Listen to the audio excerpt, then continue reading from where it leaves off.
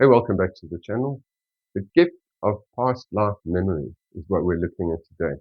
And also the genocide of the Native Americans. What happened to those souls? Did they reincarnate or did they go to the happy hunting grounds? So, and also, why were some Native Americans exempt from reincarnating back into school, back into this earth plane? So let's take a look at it. And really, we know with all spirituality, reincarnation is really the foundation of spirituality. That we're going to reincarnate over and over and over until we've saturated and learned what we need to.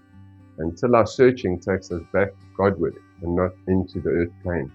Then we know we've evolved to the place that we should be going to. Let us remember that you are not this body. And that might sound strange because you're in your body, but your body is just your robe that you wear while you have incarnated, so that you can function in the simulation we call earth reality, the school for the soul. So just as you are not your job, neither are you this body. And yes, there are people that like to identify with their body, and you're most welcome to do it. That's your choice. Remember, in the bigger evolutionary process, we are not really these bodies. You are not your car. After a period, you abandon your car and you get another one. So it is the same with the physical body. So we are all the root races of the four directions. And today we're looking at the Native Americans. And so there was obviously a genocide long ago when the colonialists first landed in the Americas. Millions upon millions of Native Americans, this is North and South America, lost their lives to a multitude of diseases. And the few of them that were left were also hunted and slaughtered. So what happened to these souls? Because remember, the entire America, North and South, was populated with millions and millions of Americans doing absolutely incredible things, especially in terms of ceremonies, in sacred ceremonies, Holy Communion, how they would break through to communicate with the gods or the divine. Then what happened to the Native Americans that lost their lives? Well, here I am. I've reincarnated over and over, many, many lives, just as you have. So many of the Native American tribes, on losing their lives, returned to the spirit world after they cast off their robes. And many of them that went through these horrific traumas were exempt from reincarnating. In other words, they were allowed to stay in heaven, or as it was known to the Native Americans, the happy hunting ground. So the place where they could hunt eternally, where the summers were eternal, where the weather was really great. So how can it be if this law applies? Surely everyone should reincarnate. Well, it was decided that they had been through enough suffering and they were allowed to stay in this place of peace, and which many of them did. But remember, there were millions upon millions of Native Americans, and they reincarnated all over the planet. And some of the Native Americans became the children of the colonials. So they eventually got their own land, but through reincarnation.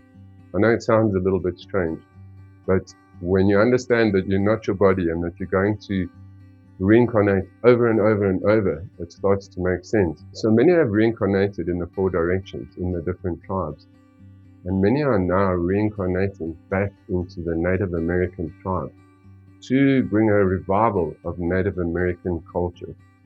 This is a very exciting phase for the Native American culture, that there will be this revival, because think about it, how many ancient cultures can go through a revival? Most of them have become modernized or just deleted out the way.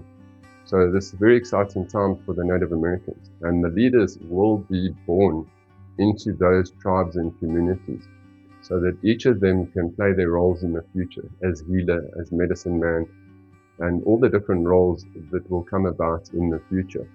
Some of these children have already been born, and more of them are still coming, because at the end of the day, the world's going to be a different place than what it is at the moment.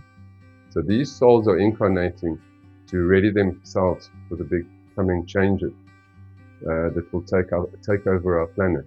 So even around me in this life, there are many people that are around me, whether they are black, white, or whatever color, that were Native American long, long ago. And those people come through with special qualities. Not only are they always connected to their spirituality, but they're connected to family, to the community, and to nature, to Mother Earth. How is it that some people are able to remember their previous lives and others not? Because you must remember, just with receiving a little bit of memory that's been inserted into your consciousness, it really does change everything.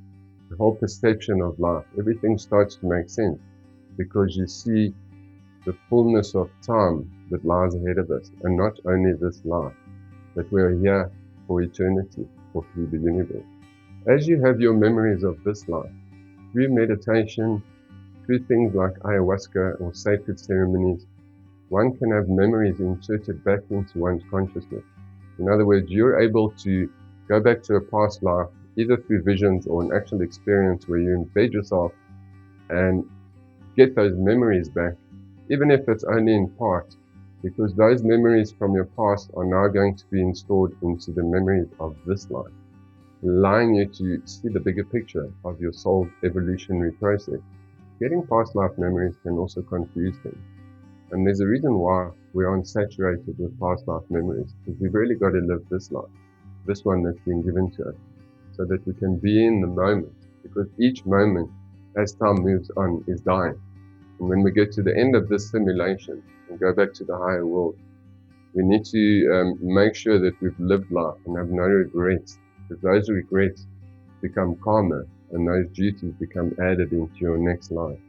So it's really important for us to get these memories, that we have this understanding of not only who we are, but what our true soul's purpose is and where we are evolving to.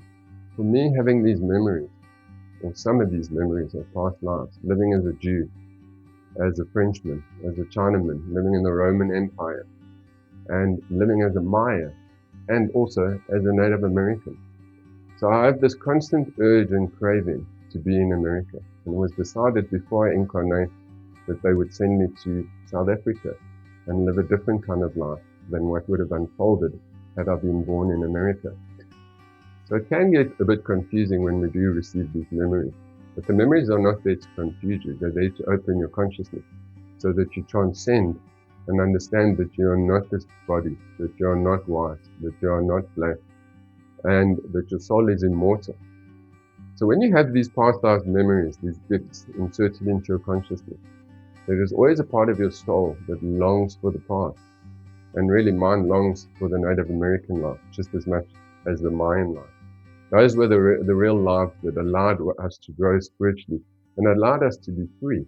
That freedom that it represented, that adventure that it represented, the community, the stories, sitting around the fire.